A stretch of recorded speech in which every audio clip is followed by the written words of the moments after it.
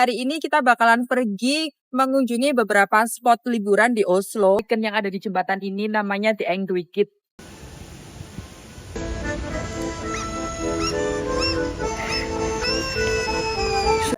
Ini buku tentang Indonesia, juga ada di perpustakaan di Oslo.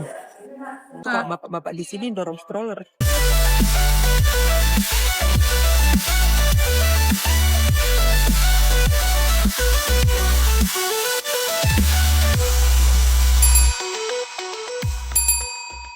Aku tadi sudah jalan dari kapal, sekarang kita lagi nunggu bus. Pertama kita bakalan pergi ke Vigelands Park, terus habis kita bakal ke perpustakaan, dan lain-lain. Stay tune!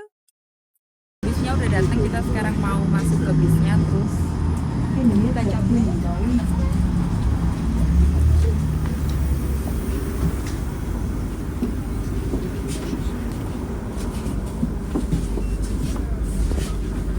Kalau bis di Norway itu atau public transport di sini itu sudah lumayan terintegrasi banget ya, dari mana ke mana gitu. Meskipun kita harus ganti-ganti bis, tapi tetap gampang banget untuk ke halte, terus habis itu ke halte selanjutnya.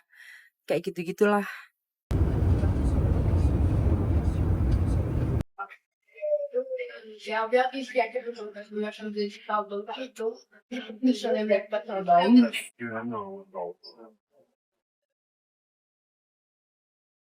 Kita udah stop sekarang nungguin bis yang satunya lagi untuk pergi ke Vigeland Park. Stay tune!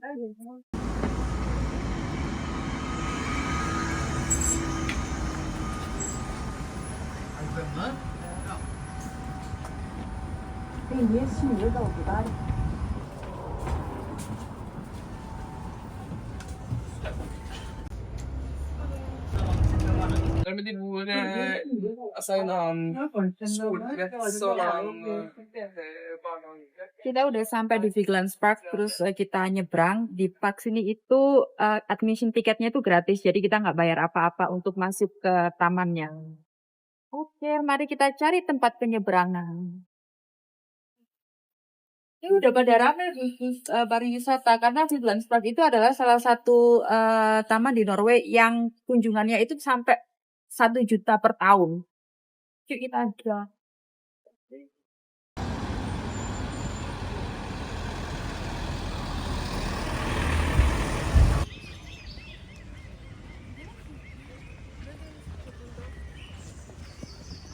Ini adalah jembatan yang terkenal di Vigelands Park, salah satu ikonnya Vigelands Park juga.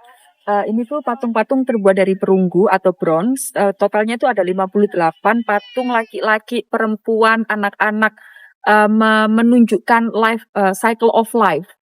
Sehingga tuh kita bakalan jalan ke sana sampai ke monolit, terus kita bakalan lihat air mancur juga yang ada di sana. Dan sebenarnya Vigelands Park ini adalah salah satu taman, itu kolaborasi antara Oslo Kommune dan juga Gustav Vigeland sebagai artisnya untuk bangun thematic park di sini.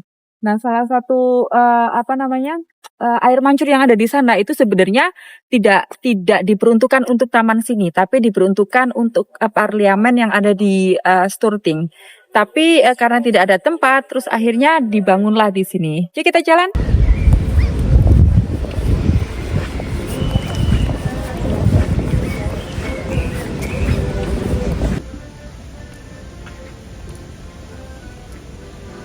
Ini salah satu patung ikon yang ada di jembatan ini, namanya The Angry Kid.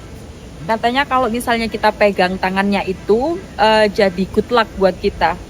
Kita coba aja. Sebenarnya nggak boleh pegang perunggunya, tapi oke lah ya. Ini sampai shiny. Tuh, bisa dilihat.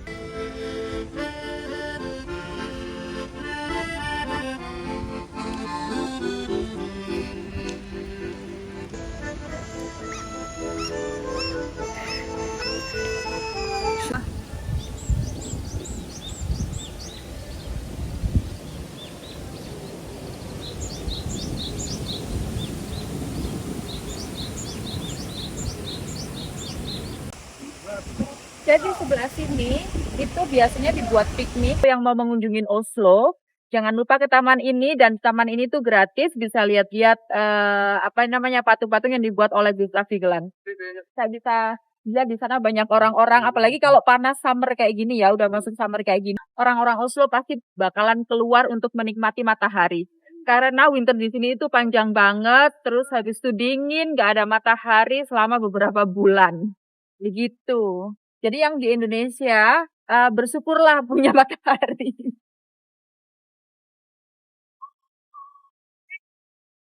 Nah, dari sini kita bakalan pergi ke monolitnya, ke sana, naik tangga, terus kita bisa lihat-lihat. Kesananya juga gratis, yang bayar di sini cuman kalau misalnya kita mau masuk ke museumnya, itu bayar sekitar 70 kroner atau 7 euro itu berapa ya kalau dirupiahin? 100.000 kali ya. Eh, untuk masuk ke museum dan lihat apa ini namanya painting-painting kayak gitu atau lukisan-lukisan dari Gustav Vigeland. Yuk cabut.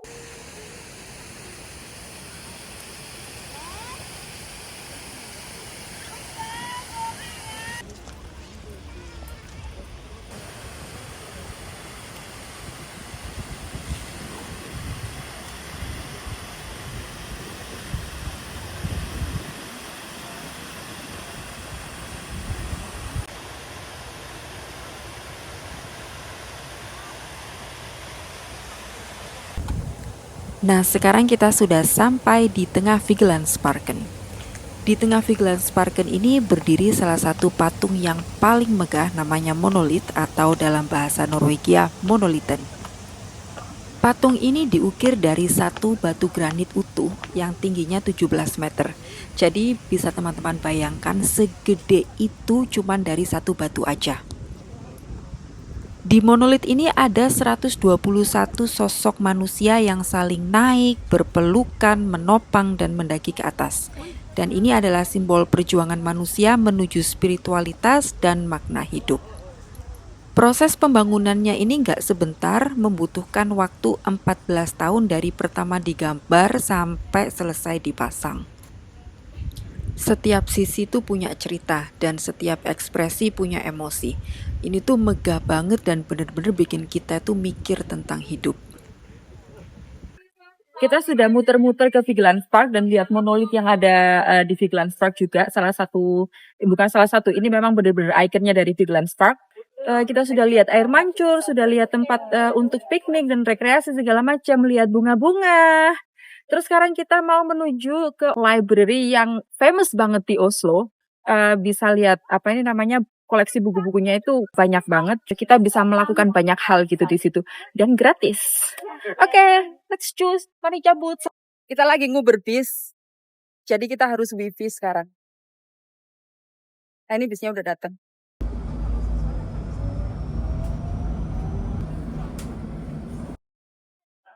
Kita salah naik bus pemirsa. Jadi nggak apa-apa, jalannya nanti agak jauh dikit.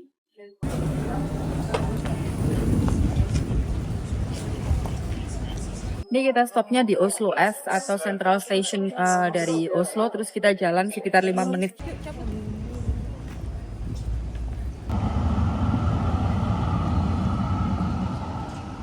Kita udah ada di library sekarang. Ada beberapa fasilitas yang bisa dipakai. Misalnya ada recording room, ada podcast room yang kita bisa pakai gratis. Nggak perlu jadi member. Terus habis itu kita bisa ngeprint juga di sini gratis juga. Jadi ini termasuk salah satu fasilitas negara gitu yang kita bisa pakai. Di dalam sini juga ada kafe-kafe yang kita bakalan makan di sini, makan siang di sini. Terus kita lihatlah di dalamnya ada apa aja. Juga ada workshop untuk jahit. Terus habis itu untuk bordir, jadi misalnya nih kita mau bikin karya bordir apa kecil-kecil gitu, bisa dibawa tas atau bajunya, terus habis itu bisa ke sini. Bayarnya itu cuma sekitar 50.000 rupiah per gambar kayak gitu. Bapak-bapak di sini dorong stroller.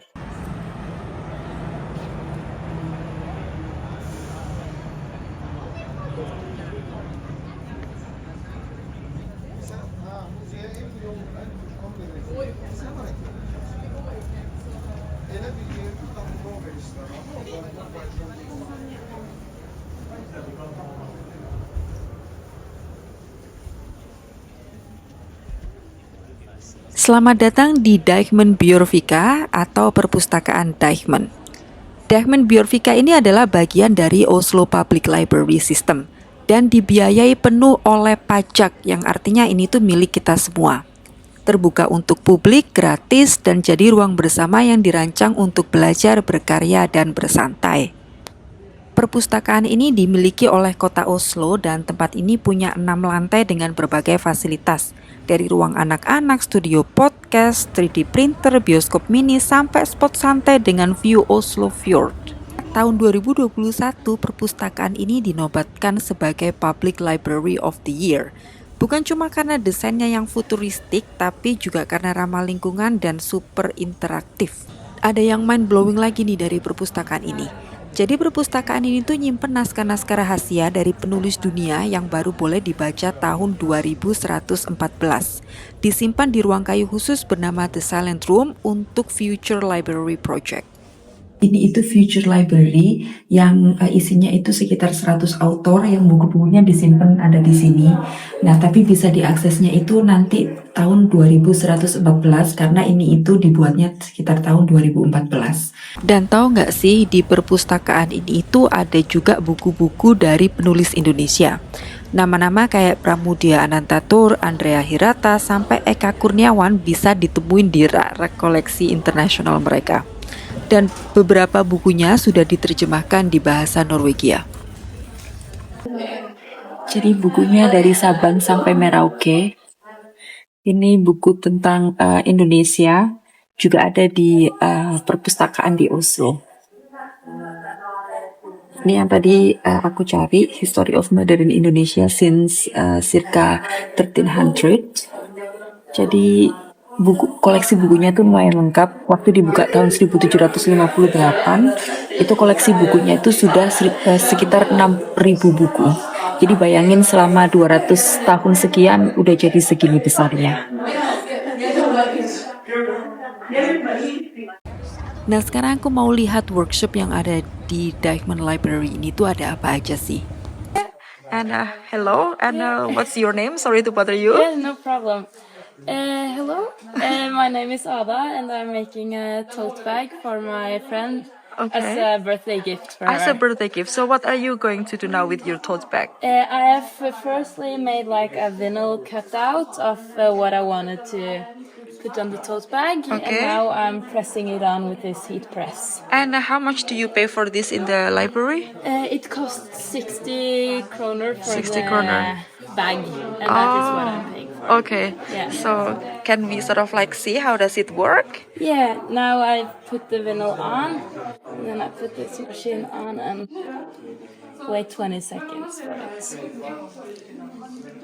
And how do you pay for this? Is it Vipps or Yeah, it's Vipps. just pay with Vipps? Yeah, Ah, really okay. easy. Amazing. Yeah. And so you made the design your own and Yeah, on a website, just on my phone. okay, so let's see how does it Yeah. look. So it's really hot now. And I can take this plastic thing off, and then it's Wow.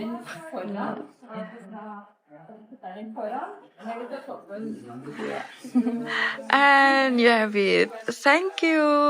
no problem. Is it sort of like a provided in here all the equipments, like the sewing machine, of course, but for instance the threads and stuff like that? Yeah, it's available. And I'm sorry to ask, how much do you have to pay for this thing? It's free. If It's you just free. book and find like an available time. What is your name? What's your name? Roger Roger. And and you? August. And August. And you guys are here working in Dijkman for how long? Oh, I've been here for half a year. For I've half been a here year? 1 year. For 1 year. So what do you think about the library? It's very good. It's very good. Yeah. You also enjoy it in here? I love my job. Kita akan ke Royal Palace. Ini tuh residen dari Raja dan Ratu Norwegia. Yuk cabut.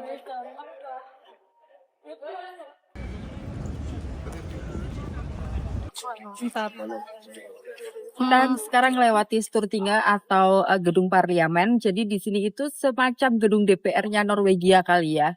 Ada guided tour-nya juga, jadi kita bisa ngunjungin ke sana. Tapi untuk sekarang ini kita akan ke Royal Palace dulu. Mungkin nanti kita bakalan ke sini juga. Jadi kita bisa lihat politisi-politisi di Norwegia itu ngapain aja gitu loh kerjaannya. Kita bisa lihat secara live mereka ngapain aja karena ini kan termasuk gedung publik seperti itu. Oke, kita cabut.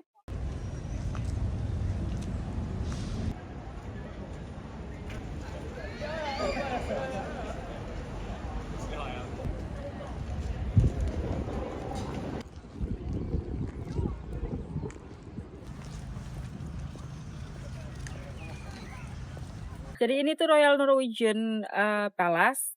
Jadi Raja dan Raja Harald dan Ratu Sonja itu residennya ada di sini. Terus kita nanti bakalan lihat pergantian guard atau King's Guard di palace ini gimana. Jadi palace ini itu sudah berdiri sejak tahun 1849 sampai sekarang dan masih tetap ditinggali oleh keluarga raja dan ratu di Norwegia. Kita cus sekarang kita ke sana. Yuk. Oh ya, untuk summer itu sebenarnya ada guided tour yang kita bisa masuk terus lihat-lihat di dalam istananya itu ada apa aja. Tapi karena sekarang belum bukanya dari tanggal 1 Juni, jadi kita belum bisa untuk masuk, kita di luar aja. Untuk masuk admission tiketnya itu murah banget, nggak sampai berapa gitu, sekitar 140 kroner atau sekitar 200 ribuan untuk adult atau untuk dewasa, yang anak-anak setengah harga. Jadi yuk kita masuk sekarang ke sana.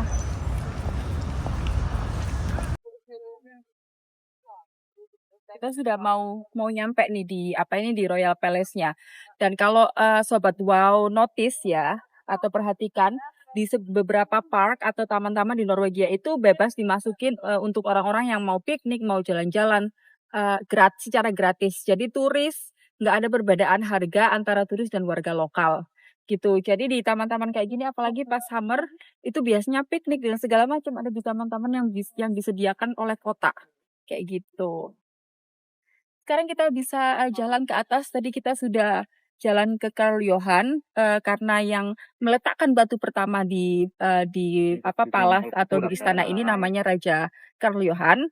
Makanya jalan yang ada di depan istana itu namanya Karl Johan Gate atau Jalan Karl Johan, seperti itu. Yuk cabut.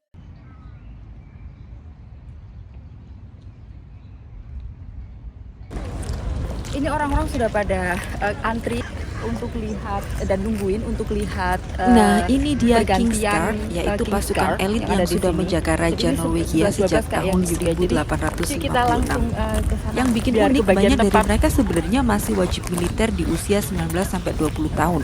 Tapi pelatihannya tuh serius banget dan tampil super profesional. Kalau teman-teman mengunjungi Oslo dan mau nonton pergantian King's Guard ini, adanya setiap hari, setiap jam 13.30, ada upacara pergantian penjaga di depan istana. Lengkap dengan seragam hitam khas, senjata, dan kadang ada marching band yang juga ikut tampil, terutama di musim panas. Dan ini tuh bisa dilihat secara gratis ya. Terus kalian juga bisa foto-foto dengan guard yang lagi jaga, asal izin dulu dan mereka ngasih izin.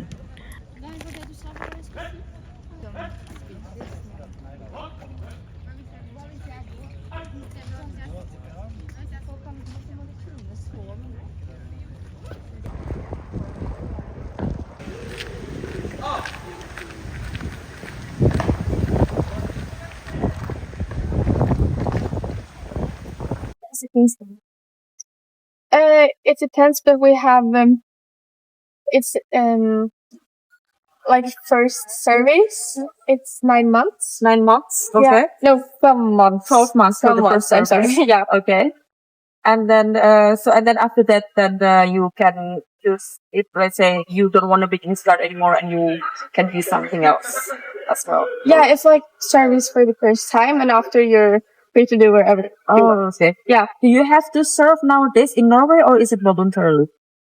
it depends. Okay. Yeah, it does. Okay. And so since you are here and I'm like, this is very touristic place. Is it sort of like annoying if a tourist come to you and ask for pictures? No. You know, like me. No, that's all right. So it's all right. Yeah. Okay. So thank you very much. Yeah, you're welcome. Have a good day. Yeah, you too. Nah, ini dia aktivitas aku hari ini di darat mumpung lagi docking di Oslo, dari jalan-jalan ke Vigelandsparken, terus explore Deichman Library, sampai nonton pergantian Kingsguard di istana. Seru banget ya. Hitung-hitung sambil rehat dari laut ya. Oke, sekian serba-serbi tinggal di kapal. Thanks for watching. Please subscribe and stay tuned for more sailing videos. Bye-bye.